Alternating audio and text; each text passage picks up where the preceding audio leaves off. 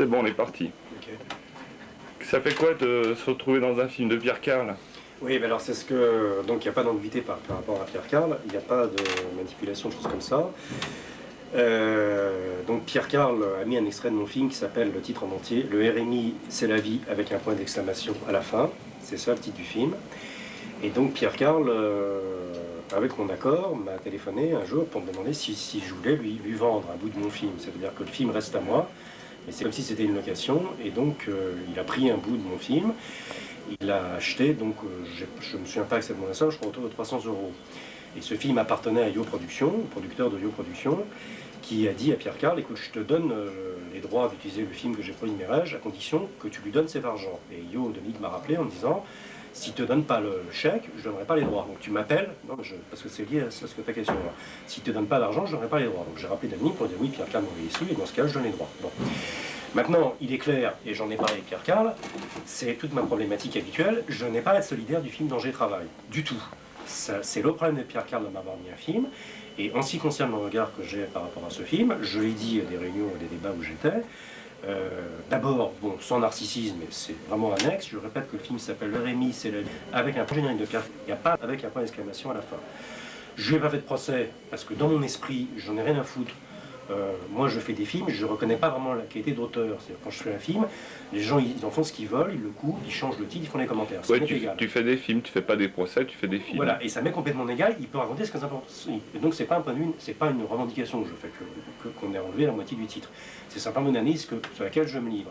Est-ce que on voulait dire par rapport au film de Pierre Karl, il y a des personnes qui disent qu'il faut travailler, c'est des gens du MEDEF, d'autres qui disent il faut des emplois stables, non précaires, et d'autres qui disent on ne veut pas travailler. Alors est-ce que l'idée des gens comme moi qui disent on ne veut pas produire, on ne veut pas travailler, est-ce que, donc moi on voit un petit peu fou avec un mégaphone et tout, est-ce que c'était pas pour un petit peu nous marginaliser au sein du film, d'autant plus que l'intervention que je fais moi dans le film, elle est juste avant Loïc Vacan, qui est un sociologue d'attaque, qui est un sociologue officiel, qui est d'ailleurs comme José Bové, bon c'est un hasard certainement, mais qui a été formé à l'université de Berkeley, et qui, lui, tout le long du film, a l'air de dire que tous ceux qui sont contre la remise en cause du travail, en fait, qu'on n'a pas compris. Ce qu'on voudrait dire, nous, les gens comme moi, c'est qu'en fait, on veut produire, mais on ne veut pas des emplois précaires. Mais il n'y a pas d'ambiguïté. La ligne de démarcation, elle est là. Je ne veux pas d'emploi, ni précaire, ni pas précaire. Il s'agit de remettre en cause le salariat. C'est définitif. C'est une ligne de fracture entre nous et ce que j'appellerais la gauche bien pensante ou marxiste-léniniste, disons. Voilà. Donc voilà, pour répondre à ta question, Pierre Karl m'a mis dans son film, mais je n'ai pas de solidaire du film de Pierre Karl. Et Pierre Karl me l'a dit. Et d'ailleurs, on peut même en rajouter, il a même dit, t'as qu'à faire un ciné-trac, t'as qu'à faire compte, ça fera venir du monde. Enfin, je résume, hein. Et je vais même plus loin. L'autre jour, un journaliste m'a appelé en me disant Pierre Karl, bon, je résume, c'est-à-dire sur le FR3, en disant que Pierre Karl n'avait pas pris au téléphone, il m'a dit est-ce que tu voulais venir à la place de Pierre Karl parler FR3? Je lui ai dit oui, aucun problème. Il ne m'a pas rappelé, mais voilà, c'est pas d'importance. Et je continue à dire que même l'autre fois, j'ai aussi envoyé une autre journaliste d'Aden à Pierre Karl. Bon, voilà, et qu'il est question que Pierre Karl prenne un autre film que j'ai fait qui s'appelle Nous venons du chômage, qu'il inclut dans un programme propre de cinéma. Encore une fois, oui, j'ai des rapports avec lui, mais je n'ai pas à être solidaire de son propos. Et je continuerai à dire dont j'ai travaillé, même au niveau de la forme, n'est pas un film intéressant, parce que c'est un espèce de micro-trottoir, télévisuel. Bon, la petite remarque que je veux bien reconnaître, c'est vrai quand il passe le film, dans la salle, il y a des gens qui sont un petit peu émus, qui disent pour une fois on entend autre chose, des gens qui disent qu'on ne veut pas travailler, et ça nous fait du bien. Donc je acte ça à Pierre Karl, c'était bien quand même qu'il dise ça, voilà. Mais j'ai pas de solidaire du film, ça c'est clair. D'accord. Tu fais des films depuis plusieurs années, des vidéos, en dehors des circuits télévisuels et cinématographiques officiels et habituels?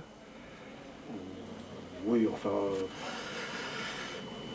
je ne sais pas si c'est tout à fait vrai, hein, parce que j'ai fait de nombreux films qui ont été coproduits avec des télés locales, genre Télésomme, L'Image Plus d'Épinal, lorsque c'était des télés officielles, je pense que ça l'est.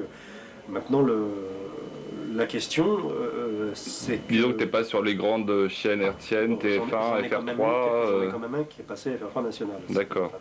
Le film à propos d'Éric P, qui est passé 2 fois, bon, assez tard, mais la vérité m'oblige à le dire. Mais... c'est un petit peu comme Pierre Karl, je ne vois pas pourquoi je serais solidaire aussi de ces gens-là. De FR3. Voilà. Et que pour moi, de toute façon, je continuerai, et ça c'est une ligne politique que je ne suis pas prêt à abandonner, parce que j'y perdrai beaucoup, non pas parce que je peux... c'est pas pour me dévoiler la cause, mais c'est pour mon équilibre personnel. les projections minoritaires continueront. Que les films passent FR3 soit en 35 mm ou n'importe quoi, je continuerai à passer mes films dans des conditions dites non professionnelles, c'est-à-dire sur des petites télés et dans des petits lieux. Et j'y tiens beaucoup. Les projections minoritaires continueront quoi qu'il se passe. Des films de proximité, enfin le cinéma de proximité que tu défends voilà, depuis... Voilà, quand bien même j'irai au Festival de Cannes ou je sais pas quoi, bon, imaginons, même si j'ai un film à au Festival de Cannes, ce film, je continuerai, moi, à œuvrer pour qu'il passe dans des lieux qui ne sont pas réservés, c'est-à-dire ou chez moi, ou dans des squats, ou n'importe quoi. Je continuerai cette ligne de diffuser mes films dans mon coin. Parce que c'est pour moi un facteur d'équilibre. Et c'est pour ça que je fais ça, parce que moi je fais des films pour voyager, pour rencontrer des gens, et malheureusement à Cannes c'est pas forcément le cas. Quoi. Donc on pourrait dire que les circuits audiovisuels et cinématographiques officiels sont en marge de tes films, se situent en marge de, de ton travail, ouais. Et que la question ça serait de se poser de s'ils peuvent rien faire pour toi, apparemment, qu'est-ce que tu peux faire pour eux? Bah, qu'est-ce que je peux faire pour eux si tu veux, encore une fois, je vais pas me positionner par rapport à eux. Tu vois, si, c'est vrai que cette année, j'ai eu de nombreuses subventions pour faire des films, mais qu'est-ce que je fais pour eux? Je leur envoie des dossiers, tu vois, on peut dire ça comme ça, mais... Oui, c'est vrai. Pour pousser la question un peu plus loin, c'est est-ce que l'accès à des chaînes comme FR3 ou des circuits plus cinématographiques plus officiels, par exemple le Festival de Cannes, ou le journal de Le Monde Libération qui te nomme le Godard du 20e. C'est ça, oui, du 15e, oui.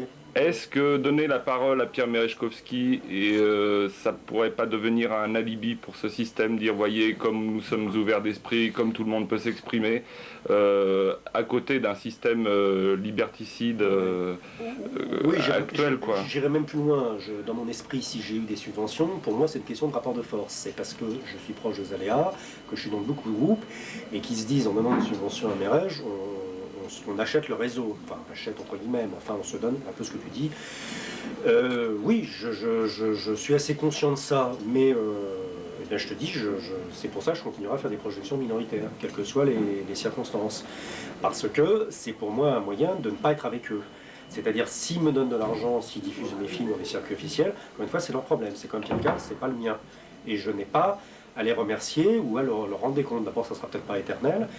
Et si tu veux, c'est pas un cadeau qu'ils te font. Non, c'est un rapport de force. C'est un rapport de force, je continue à dire. C'est que le système a besoin de recycler des groupes.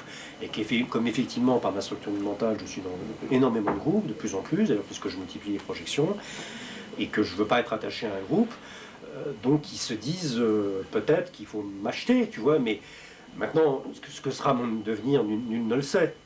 Je ne sais pas. Personne ne peut savoir ce qu'on deviendra.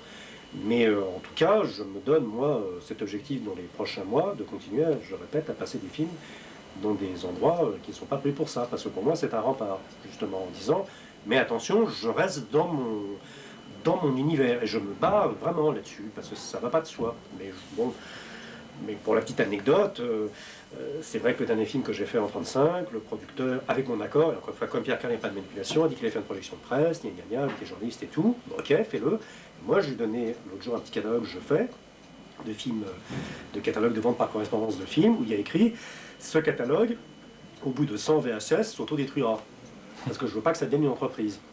Je lui ai donné, il a rigolé, il en a pris bonne note. Mais moi, depuis que j'ai fait ça, je me sens beaucoup plus tranquille avec lui, parce que ça a remis les pendules à l'heure. C'est-à-dire, tu fais ce que tu veux de la copie 35, moi je fais ce que je veux de la VHS, ok? Et tu n'empiètes pas sur mon territoire. Maintenant, je reconnais, j'assume que lui essaye de le vendre, de diffuser. Je ne m'y opposerai pas, même j'œuvre pour ça. On peut même être, il faut être lucide par rapport à moi-même, je ne suis pas quelqu'un de pur, etc. Mais quand même si je suis complice, responsable de ce que fait le producteur, je fais quand même quelque chose qui n'est pas avec lui, à savoir de passer dans des télés pourries, ou sur des écrans pourris, ou dans des petites structures, tu vois. Et ça, je le ferai, je pense que je continuerai, parce que si j'arrête, ce serait très dangereux pour moi. Alors, ce qui est intéressant, c'est quand tu dis le film s'autodétruira au bout de 100 VHS, il y a une volonté d'échapper au libéralisme et à la société de consommation. Et la question serait la suivante. Qu'est-ce que tu espères pour la conservation de tes films et l'ensemble de ton travail? Est-ce que tu penses que ce sont des choses qui doivent être conservées ou que ce sont des tracts jetables qui peuvent être périmés avec la fin d'une actualité ou d'une époque? Bon, ça, c'est pas moi de le dire, mais enfin, conserver, là, c'est vrai que même les pyramides qui étaient faites pour durer plusieurs millénaires, elles ont quand même pris du plomb dans l'aile. Hein. Ouais, ouais. Bah, donc, moi, Bon, sur un plus court terme, hein, ouais, quand ouais, même. mais sur un plus court terme, j'ai pas d'opinion. Si des gens veulent voir mes films plus tard, tant mieux ou tant pis, mais franchement, je me suis jamais posé ces questions-là, tu vois. D'accord. Que quelqu'un pas... du CNC m'a demandé d'envoyer mes cassettes pour qu'elles soient archivées, je sais pas quoi, parce que c'est la loi.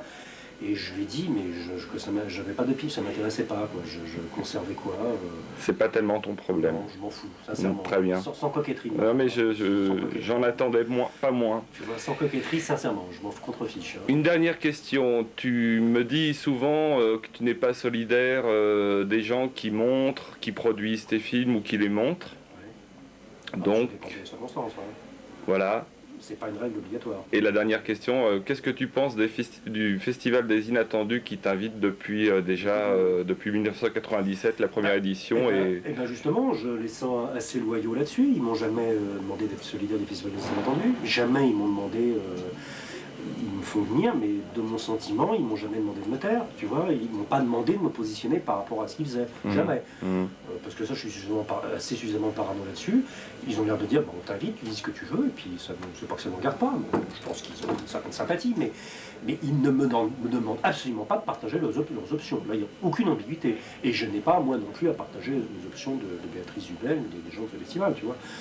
Donc, et en ce sens-là, je continue à dire, c'est quand même, il n'y a pas beaucoup de festivals, ça, sans flagranderie de ma part, je pense.